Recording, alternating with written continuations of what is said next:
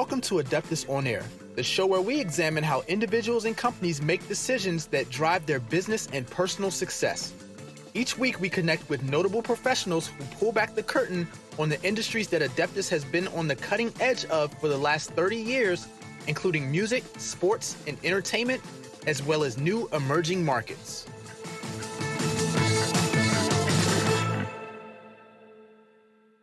Good afternoon and welcome to Adeptus On-Air. I am your host, Evan Eneman, and I am joined by guest today, Juliette Watt. Welcome, Juliette. Thank you for being with us today. Very nice to be here. Thank you for having me. Thank you for joining. So I want to, jump in. It's been a pleasure to spend a little time virtually watching some of your some of your TED Talk, and really appreciated some of the messaging you had in that. And I'm sure that comes from an incredible life of experience. And so Indeed. I'd love for you to give a brief introduction of yourself and we'll kick off the conversation from there. Sure. I was born in London, in England, and my father died when I was 10 years old. And I was sort of left with a extremely mentally unwell, narcissistic mother who really kind of didn't want me, but had to sort of look after me because that's what you did. So from sort of day one, I had to become the adult in the family because everybody fell apart. I didn't have any brothers or sisters, and there was just my mom, my grandma on my mother's side, and my grandfather on my mother's side, and everyone just collapsed.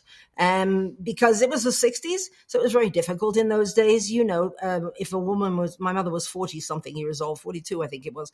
And if you are left or you are, you don't have any money, you don't have any money. There were no credit cards. There was just the checkbook. If there wasn't money in the bank, that was that. So we kind of hit a pretty fast downward spiral after Daddy died. And I ended up having to really pull myself together as a teenager because my mother was just driving us into ruin.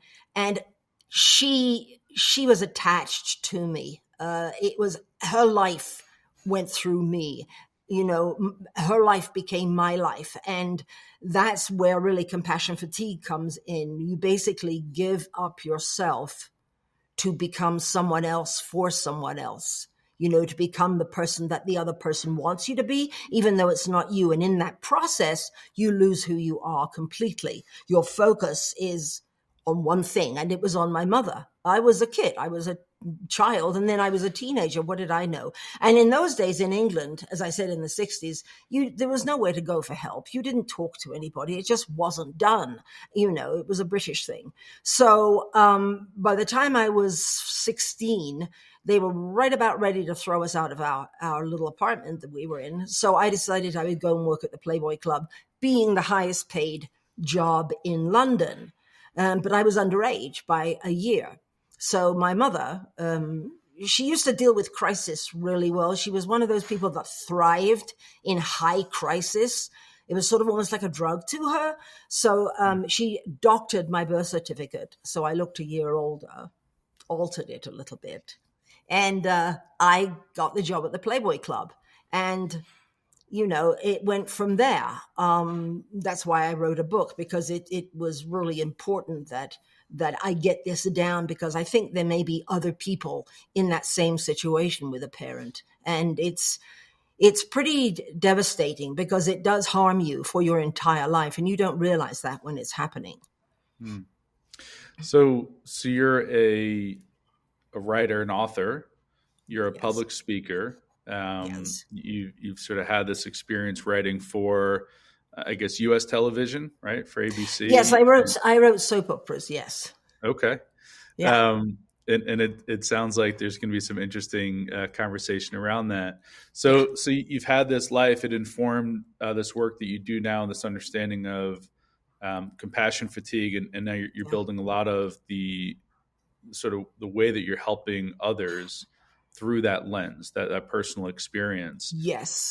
Yes. What for you, I know for a lot of people, there's a fear of sharing that intimate experience and then using that in a professional setting, to help and inspire others, or help Yes. and provide services to others in a consultative nature.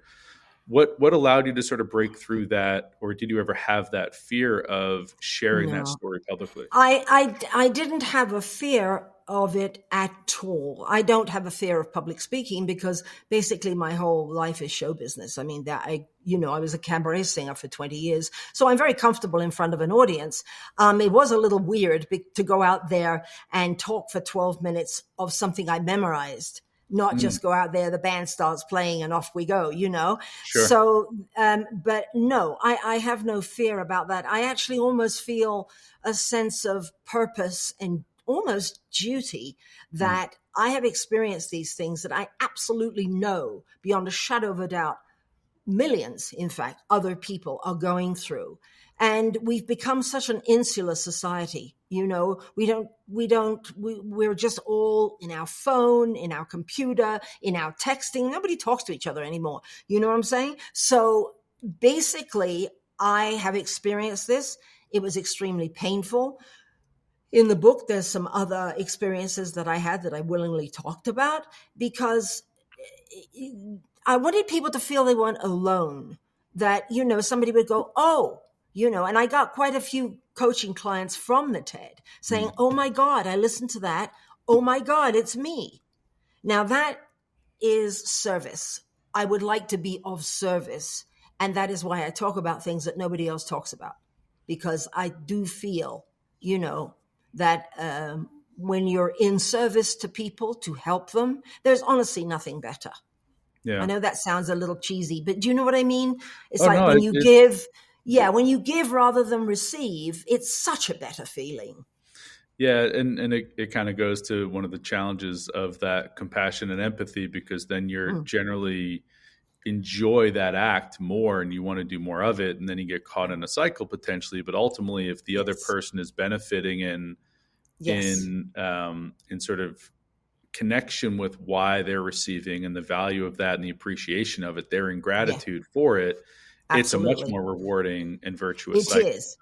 But then there's a line you have to draw where then the person starts to live their life through you, and you have to be very careful that the most important thing is you do not get emotionally involved. You're a coach. You're the outside person. You're the teacher, for want of a better word. I feel it is my job to guide people to come to their own conclusions and decisions by themselves. I never, ever make a suggestion of what to do, ever. And of course, that's a direct opposite to my mother, who was constantly pulling on my sleeve. What are we going to do? What are we going to do for 40 years? So I learned really, it took that long for me to learn. You have to put yourself first. And I know a lot of people when I was doing the TED, and I said, you have to put yourself number one before your children, before everything. Because if you're not really taking care of yourself at the best possible level, what use are you to anybody else? Your kids, your husband, wife, whatever. You're no use at all.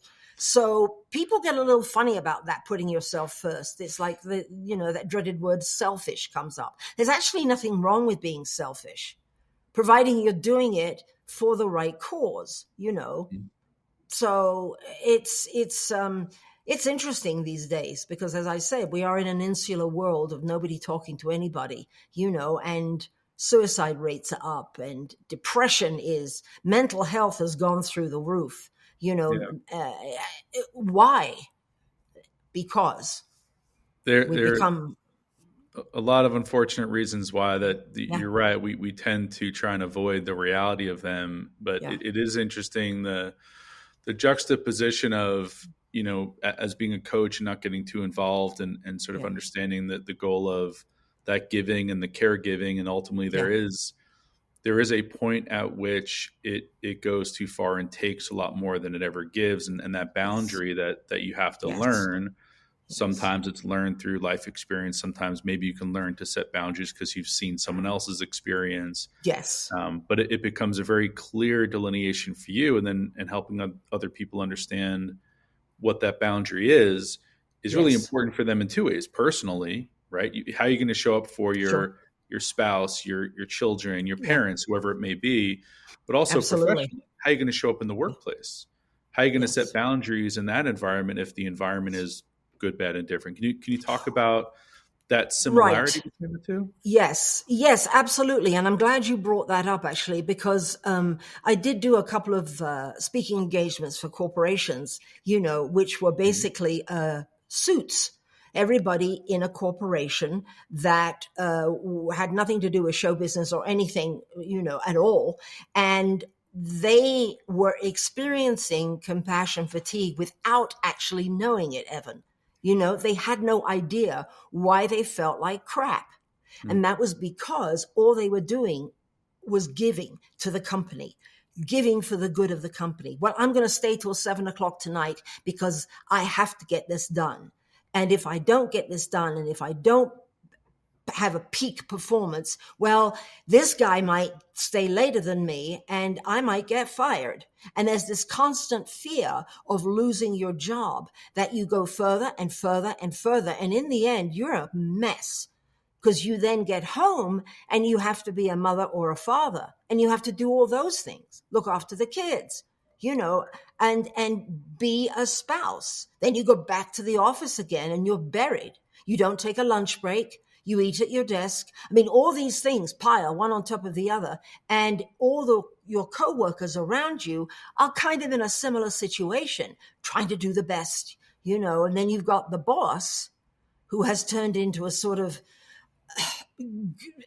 godlike creature that you have to, does the boss like me? Does he still like me? Am I still doing good? Am I doing as good as when I was hired, when they thought I was a genius? I mean, that's what I saw in the workplace.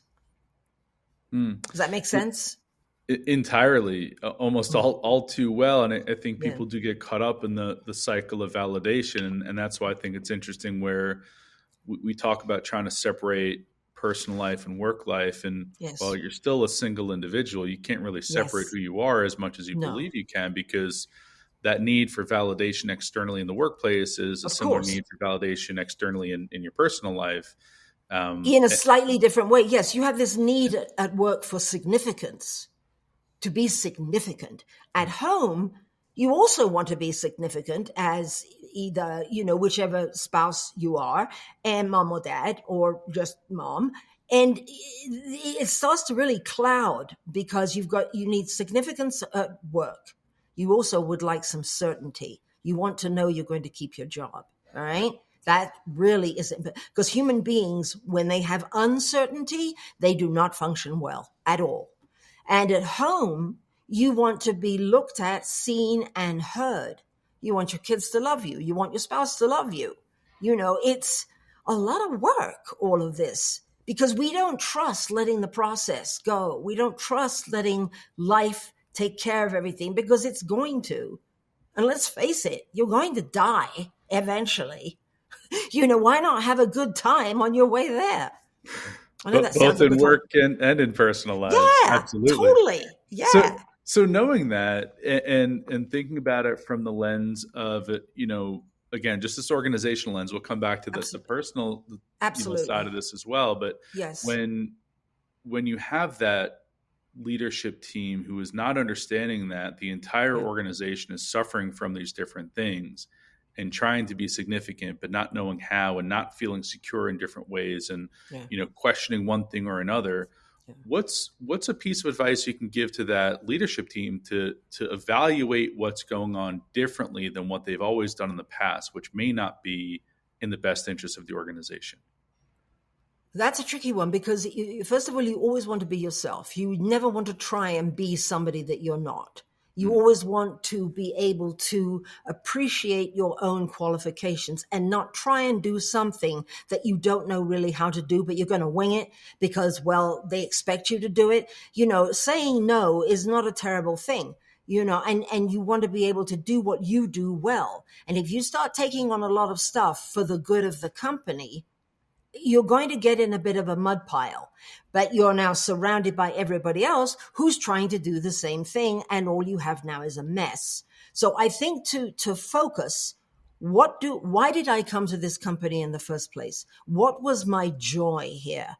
without sounding too woo-woo. Do you know what I mean? You Sure. go, and where was my joy? Where was my excitement and passion to come to work every day? Has that gone? 9 times out of 10, it has. Why? Because I'm trying to be 5 or 6 different people because all my coworkers are trying to do the same thing. You can't fix them, but you can say to yourself, I'm going to do what I do best. I'm going to be who I am. And if that is not acceptable, there's going to be another place that I will find that will accept me. Don't be afraid of losing that job, because if you are being authentic and being really authentic, I guarantee you will find another job that is better than the one you had, that will bring back that passion, bring back that joy. Does that make sense? It absolutely does. And what about from the owner's perspective of that? So what if they can't find the way to enable that team member, employee to be that best of themselves? Not that they don't want it, they're just not aware that there's anything causing a limitation of the capacity of their team, and it's a limitation because of the organization, or they don't really know what it is. What should a boss think to say, well, maybe there are people on my team that are not at their top and peak performance, not because they're not top peak performers, but because there's something else being lost right now. Maybe it's camaraderie or collaboration, or maybe it's something meaningful in the work they're doing, not just something that's mundane and routine. Like, what can from certainly from a person's perspective, there's always the right fit. So if something doesn't work in one organization, there's a right fit. But what if it's from the organization's perspective? They want it to be the right fit and they believe it is, but there are a lot of moving parts and sort of individual directions that don't allow it to be its full potential either. Yes. Well, like we were talking about before, the art of conversation is sorely lacking. If it were me, I would look at my staff and go, who is not doing well? Who looks miserable? Or who's trying to cover up not being happy? Bring that person in, take the boss hat off for a minute, talk to them. How's everything going? If you could implement one change here, what would it be? Just open the door to freedom of speech. And I know that sounds, but we seem to have lost that because we're so darn scared of speaking out, and maybe the employee is going to go, wait a second, this is a trick. I'm going to tell him and he's going to fire me. You know what I mean? And so it's really up to the boss's judgment on being authentic himself, saying, listen, we're not at optimal performance here. There's 2 or 3 of us, and include yourself in that. Don't make him stand alone like, king whatever, and have all these people be your subjects. No, bring it all together. We're not doing very well. All right. We have some areas that are really not performing how we would like to see it. It's all about being inclusive. Does this make sense? Yeah. It's not I, it's we. And then start to maybe just try and get that person to give his opinion. What would you do differently? Is there something in such and such area that you really feel would really work? Tell me what you think that is. We're just chatting here. And you'd be surprised what will come out of people's mouths. When I worked soap operas, I was in a corporation. Do not let it sound like anything other than a corporation. I worked for ABC. And it was corporate. And it was tricky because we were mixing art with money, and art being us as writers, actors, all that kind of stuff. And it was so difficult because you have the artistic point of view and then you have the corporate point of view. Do we have enough viewers? And they would blame us. It would always be our fault if the listening audience dropped down. And it was hard because you couldn't have a conversation with anybody. That wasn't done. I couldn't go to one of the producers and say, can we chat? No. So in a setting of an office situation and a corporation situation, I really encourage that the fella in charge, the manager, the boss, whoever it may be that each person answers to, take off their hat and sit down. And I'm not saying be a friend. Don't do that. You're still the manager, you're still the boss, but open a door for discussion. Because I think that's how really, really successful companies work. That everyone's in the same room and everybody talks to everybody. And no one's afraid of getting fired. That's the big thing I've noticed these days. It's this terror of losing my job. Probably because it's so darned expensive right now and it's so difficult to get a job right now. You know what I mean? Yeah, and it's interesting because that too is, comes back to some of the things you were saying earlier about, the vulnerability, being willing to share and be very open the way that you are about everything, that sort of allows you to not have a fear because you are comfortable being so vulnerable with everything being out there, because in your view and what you're talking about we're lacking now is that enables real conversations to have meaning and value, and something you can actually do something with it versus a pass-through conversation of just checking a box to get through an exercise. Yes. I mean, you could set up as the boss or the manager, you could set up a once a month informal talk with 3 or 4 employees maybe at a time, and where you are asking them to help me understand, why we have this situation. And even share something of yourself. At 3:00, I have to take a walk because I have the worst headache in the world because I'm so worried about all this. And you will then ignite empathy and compassion in your employees. They'll go, oh, I didn't know you did that. Yeah. So let's talk here, guys. Let's just open some doors. It's a safe room. This is a safe space. You have my word. And unless the person is a real shit, and is just playing everybody. But most people want their organizations to be successful. And when it isn't, there's a very huge feeling of frustration, which usually comes out as anger. And where can I point the finger? Who's messing this up? Who's to blame? Well, probably nobody, because everybody's probably just as frustrated as you are. They just can't voice it, Right. Does that make sense, Evan?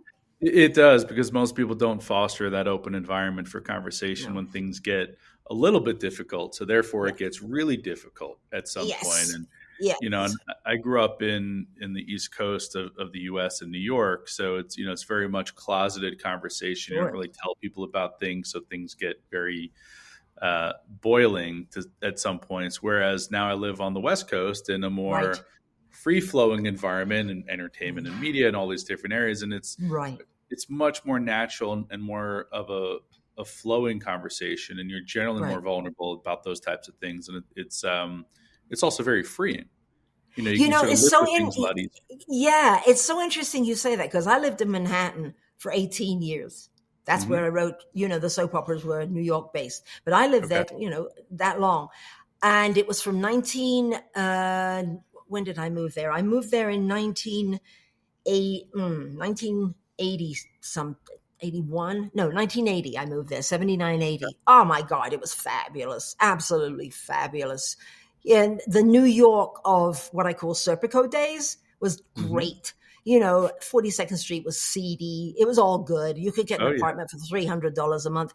But there was this camaraderie in the city. It was a vibe of camaraderie. You always bumped into somebody you knew on the streets, and it was like, hey, let's go get coffee. And I loved that, because I came from London, where everything's wrapped tighter than a tennis ball, where you just don't, everything's appointments and planned. And I loved New York. And now I'm out in Colorado, which I love too, because, I'm tired. I'm tired of all that. I can't go at that speed at this age. Cannot do it. I mean, and it's for young people. But I love that vibe back there. It's the best. And I lived in Los Angeles too. And you're right. It's totally different, isn't it? Totally different. Yeah. totally casual. Yeah. And the best part about the city now for me, and I go back all the time with family there, is you can bring back the understanding of what the energy and the emotion and the heartbeat of New York is. And you Yeah. can just be there for 2 days and absorb all of it because there's so much, it's overwhelming. And it Yes, sort of absolutely. charges you up for, for me, at least a couple months. I'm sure at some Yeah. point in others, it's years, but Yeah. you don't need so much of it anymore when you get older and No. you've lived through it, at least for me. And Yeah. that's my experience, but I still love having Yes. that the same way. Yes. I love the sort of nature of how LA is a little bit more Yes. slow paced, and you sort of Yes. go in and out of what you want when you That's want it right. in terms of energy. And So I think you just struck upon something very interesting. I think you have to know when to walk away from that high vibe of New York, that everything is like critical. We're going to do this. We've got that ambition. We've got this ambition. It's exhausting. And I know that from writing soaps. I mean, we writers could be fired every 13 weeks. Can you imagine? And so the pressure. So when we came out here to Colorado, now we live in the mountains in a little pinpot town. I ride horses. I compete on my horses professionally. Love it. yeah, And there's not a single person in show business near me. It's cowboys. yeah, And I think had I stayed in Manhattan, you are actually aging quite rapidly there.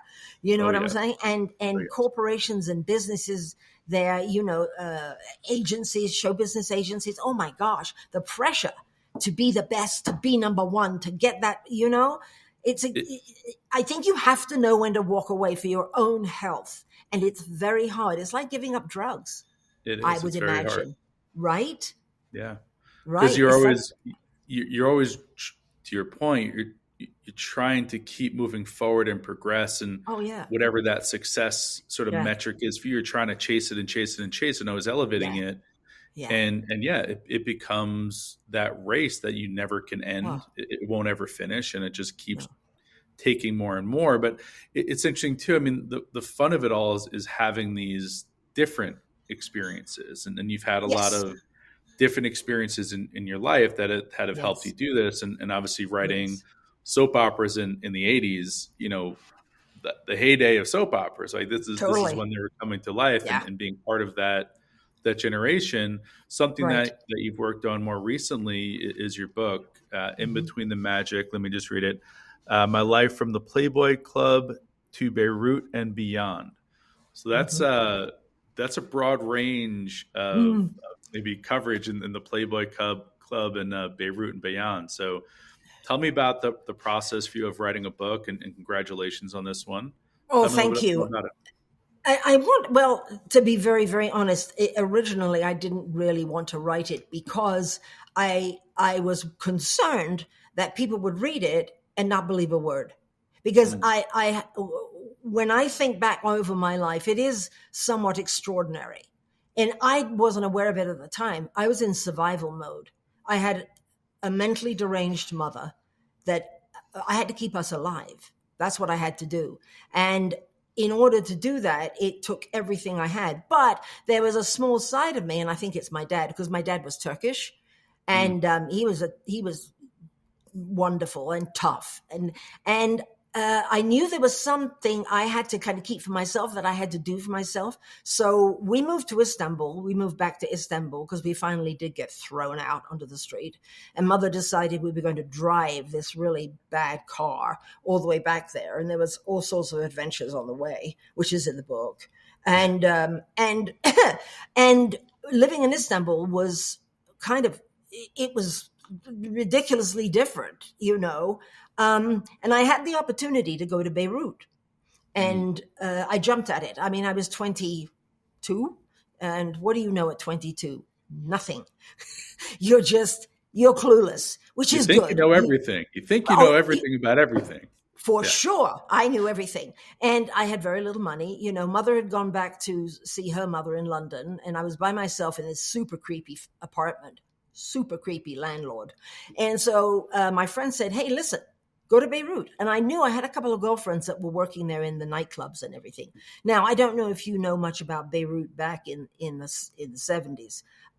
But this is all before New York, by the way, and after Playboy.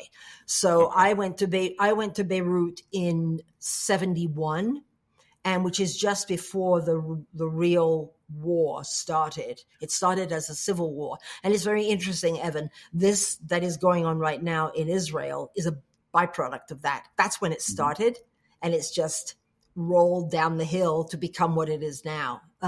So I went there, and oh my gosh, Beirut they called it the Paris of the East for very good reasons. It was fabulous. We had the most fabulous time.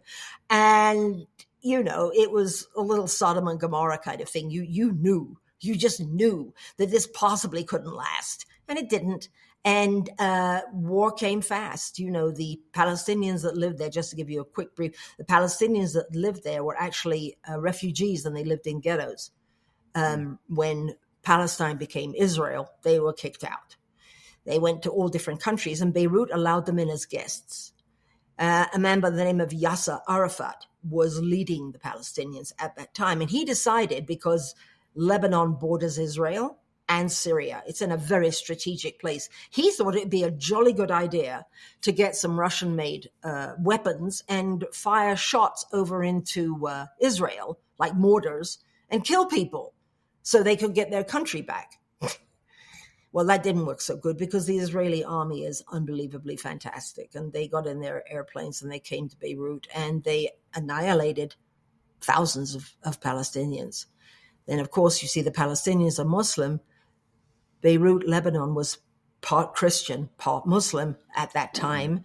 And civil war broke out because you had a Christian person in the family and a Muslim person in the family. So families started fighting against each other, and it was horrible. This beautiful town, this beautiful, happy town just went into rack and ruin. Now, I was there pretty much for 2 years through this. And it was hard to get out because the airport was very, very sporadically open. But I managed to, laying on the floor of a taxi cab driven by my insane friend, I managed to get to the airport one afternoon when it was open for 2 hours and get on any plane. I think the plane went out to Munich or somewhere. But I learned so much there. When you're in a war, not watching it on TV, you're in it. Your whole sensibility changes, because we are primal. We're animals. So survival becomes number one. And you become pretty calm. I mean, I thought, okay, I need to not die. It's that simple. And you adapt. We're very good at adapting, and I adapted, and it was awful. It was heartbreaking. Every friend I had there are gone. And it puts life into a different perspective of what's really a problem. You know what I mean? What is really a problem? Well, most of the things we call problems today are not. When you have seen people blown up in front of you and stuff like that, your whole sensibility changes. So I'm not a very sympathetic person to the problems of today in America. Yeah. Doesn't that sound terrible? Huh? No, they're very trivial, a lot of the things that we subject ourselves to. But I think the deeper issues that we've created are the ones that we need to address, because it doesn't make for better people. It makes for people that are worse off, and that's never a good solution. Yes. So you wrote this book, and where do you have it released? Is it available to the public on yet? Amazon? Yes, it is available on Amazon. It was released last April. Okay. There's also some other kind of important sections in there. As you know, I was a cabaret singer, and I was working. I went back to live in London after Beirut, and I got a job singing in a little town in Belgium called Liège. And in those days, back in the mid-'70s, this was about 75, it was a very tiny little town that was mainly a nightclub town. And there was a lot of prostitution, there was a lot of drugs. And I got raped by a pimp badly. And I remember sitting in my room afterwards, and I thought, well, I've got a couple of choices here, because I knew this would ruin me if I didn't do something. So I decided I'd go catch him myself. So I had the help of the bartender of the nightclub I was singing, and it was a very small town. And I said, will you walk the streets with me? And he said, okay, now you have to understand one thing. If you accuse somebody, you better be right. Because if you're not right, you get into trouble. It's the different law of France and Belgium and that. So we walked the streets for 2 weeks. I found him. And I got the Special Forces police to come and arrest him. And we went to court. And I spoke for myself because I didn't have a lawyer. And he got 15 years. And why I'm talking about this is because I had this mindset of I absolutely must do something and close this, because I know, from working at Playboy and everything, from being a Playboy in Los Angeles, the Cosby situation, the Weinstein situation, these poor women couldn't get that closure. You know what I mean? And it has ruined them. I have a couple of dear friends that were attacked by Mr. Cosby, and they're ruined, And I remember back then I thought, I need to take care of this. I need to deal with it. So by catching him and convicting him, I had this sense of pride. Look what I just did, darn it. Look what I just did. And so all the other feelings of shame and anger and all those things that get then bottled up inside of you weren't there. Now, I can't say that everybody should go out, find the person, but it's worth a try. Don't sit back and go, well, there's no point. And you will become depressed. Then you will become angry. Then the shame gets you. It's a terrible thing. Do something that gives you some pride in at least trying to find the person, trying to get them over. You know what I mean? Because it's very different today. It's very, very difficult. And I do not want to sound flippant in any way. I had a very easy situation in which to find this fella, but there is something to be said for finishing the job. You know what I mean? Yeah. You've kind of brought a lot of things out in what we first started talking about with, compassion fatigue and obviously that part of your life and the experience you had there, which is very much related to an individual. And then these stories and experiences you've had that you've shared, the stories that you've shared in the book that really frame a lot of the things that you've brought to your life and your profession, which is obviously storytelling and helping others. And it's really interesting to hear all that collectively. How do you see yourself sharing this going forward? Is it more speaking engagements? Is it, other books that you're going to, really talk about these topics and share that experience with people? Oh, that's a really good question. Kind of yes to all of that. The book thing coming last, because I've got this mission I would very much like, and I have got every energy in my body going towards it, for this book, In Between the Magic, to be a streaming series like Netflix or Prime, because I think it would make a good one, So that's where I need Reese Witherspoon. That's who I need. I need her to pick up the book and go, ooh, this will be good. Let's put this on television. Speaking engagements, yes. It's a touchy subject, compassion fatigue. It's a touchy subject to tell people, to turn the page and go, do this. Like we were talking about in the corporate world.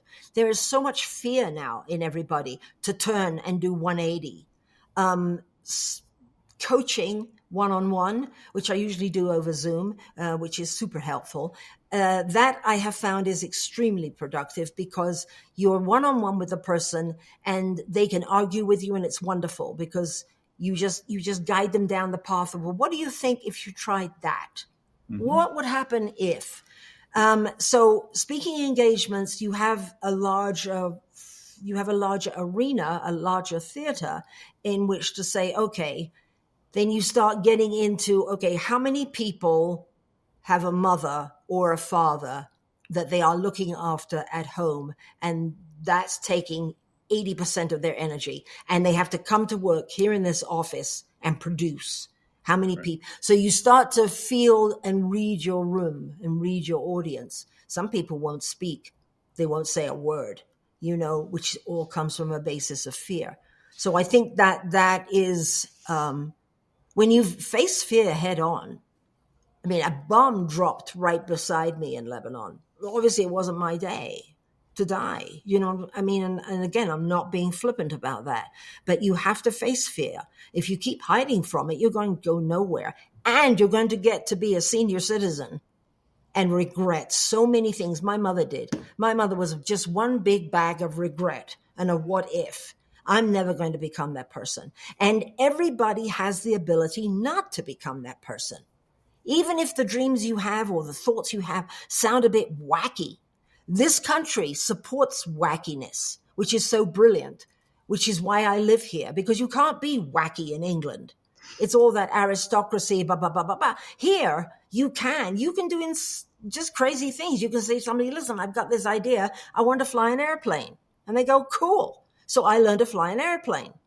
And I became a pretty good pilot. And I started rescuing animals. You can do that in this country. This is the greatest country in the world by far. Yeah. And I always encourage Americans to appreciate that, because those of us that are from the other side of the pond, you have no idea. The rules and regs over there will just drive you nuts. And it's wonderful here. You can do whatever you like. Yeah. Perspective is an important thing in life. And if you don't travel and you can't get it through someone else's eyes, it's hard to understand that. But it is very. Oh yeah, it's difficult when you're sort of born and bred here. I mean, it's very difficult, if you work in the Midwest and you're a farmer, to think about people over there in Israel. It's impossible. You can't. And that I think what my mission is, what I really want to do is be of service to people, to help them face fear, conquer it. Don't be scared. What's the very worst thing that can happen? I ask people that a lot, and they're like, don't know,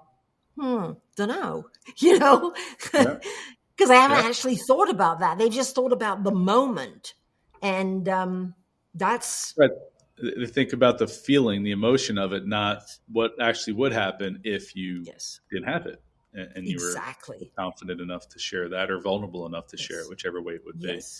Yes. Well, I really appreciate your time. I'd love to know, is there anything else about the book that you want to talk about, or anything else you want to share about your work for a resource for people as well? I have a website, which is Juliette Watt, 2 T's and an E on Juliette, Watt.com. And on that website is my TED and some other podcasts I've done, but mainly my coaching page is there. So if anyone's interested, I give the first 30 minutes for free, so we can see if we get along and see if I can help them. Speaking engagements, I'm always open for that. And I think compassion fatigue needs to be talked about more. It isn't. It's a little bit better, but it's not where it should be, which is out front and open. And I think it should be out front and open in the corporate world, in the business world, not just at home or nurses, doctors. It should be out there in the office, in my opinion. And the book, and normalizing that conversation so that people feel comfortable in it, because it's not a normal conversation right now in the workplace. No. You can imagine walking into like Amazon and going, listen, I think a couple of you folk here maybe having a little problem. And So, and the book I wrote, when I got to the end of it, and somebody did ask me, who did you write this for? And I said, everybody who wants to be brave. I am proud to say that I feel I was a very brave person, but anybody can be. I'm just an ordinary person. I'm no special. I'm no different to anyone else. But I took the leap. I jumped into the dragon's mouth more than once, just because And what it does is when you succeed, it gives you a vibrance and it gives you an energy and it gives you pride. Like I was really scared to learn how to fly an airplane, terrified. I mean, this is a lawnmower with wings that you're taking up into the air, right? I was terrified, but I said, okay, what am I going to do? Stop learning? No. And I went through some really serious fear. But on the other side of that was victory and the pride I felt in myself for being brave. So I wrote the book with all these different stories, from the funny ones to the Playboy ones, just to show people, just take a chance, take a risk, and be brave. Be courageous. Jump in the dragon's mouth every now and again. No one's going to do it for you. Nobody's going to encourage you to go out there and take risks. Nobody. You have to just do. When I got the TED Talk, I didn't know how to do a TED Talk, Evan. Good Lord. Memorize a 12-minute talk? Memorize it? Oh, my God. So I said, well, I'm going to do this. And I did. And it, it was okay.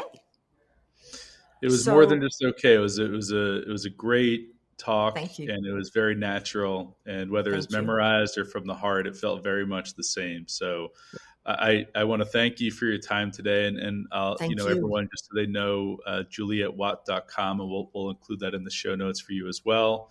Link to the TED Talk, as well as your coaching page, and also the book In Between the Magic, and can learn about all these incredible stories and experiences, and appreciate you sharing the knowledge and wisdom that you have, and continued success on the path. Thank you. And that book is available on Amazon and anywhere that you buy books. But Amazon is usually where folk go. Yeah. Hopefully they go to more bookstores as well. Yeah, for sure. Well, thank you, Evan. Thank you very, very much. It's been an absolute joy. Thank you. Likewise. Thanks for listening to Adeptus On-Air. If you like this episode, please subscribe and leave a review. The views and opinions by the podcast speakers and guests are solely their own and do not reflect the opinions of Adeptus. This podcast provides general information only and is not intended to constitute advice.